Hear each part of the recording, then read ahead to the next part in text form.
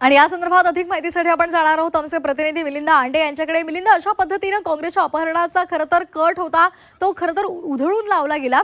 मात्र आता काय या संदर्भातचे अधिकचे अपडेट्स मिळत आहेत? कोण आहेत हे आरोपी?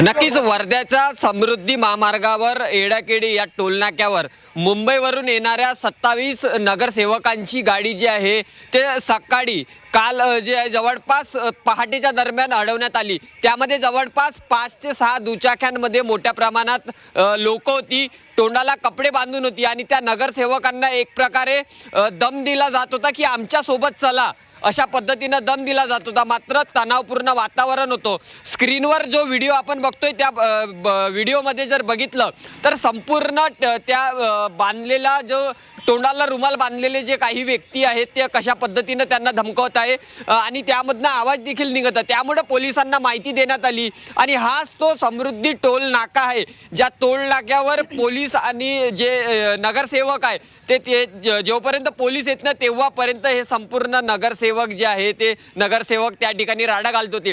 मात्र एकंदरीत जर बघितलं तर पोलिसांनी एका आरोपीला ताब्यात घेतलेला आहे आणि 5 ते 6 गुंडांची नावे जी आहे ती नावे पोलिसांना देण्यात आली। मात्र आता एकीकडे सत्ता संघर्षाच्या याच्यामध्ये चंद्रपूर महानगरपालिकेच्या सत्ता संघर्षामध्ये आता सत्ता संघर्ष कशा पद्धतीने शिगेला पोहोचला हे देखील पाहणं तेवढंच महत्त्वाचं आहे। आणि महत्त्वाचं म्हणजे ही गुंड आणि गाडी अडवणारे जे लोक होती या लोकांना कुणी पाठवलं हे देखील पाहणं आता तेवढंच महत्त्वाचं आहे। धन्यवाद मिलिंद दिलेल्या या सविस्तर माहितीसाठी।